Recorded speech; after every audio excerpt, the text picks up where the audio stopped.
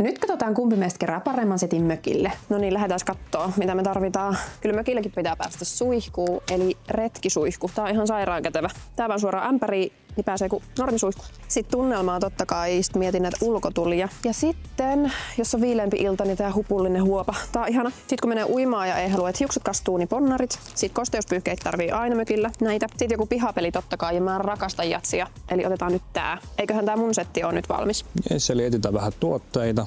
Tossa olisi jalkapallomaali. Kuka nyt ei tarvi jalkapallomaali? Ja kun on maali, niin totta kai pitää olla vielä pallo. Kyllä nyt totta kai mökillä pitää klapeikone olla. Yksi tämmönen otetaan. Sitten otetaan tämmönen grilli. Mun mielestä mökillä kuuluu aina grillata. Totta kai grillihiilet. Ja et tuu tylsää, niin suplauta. No voi.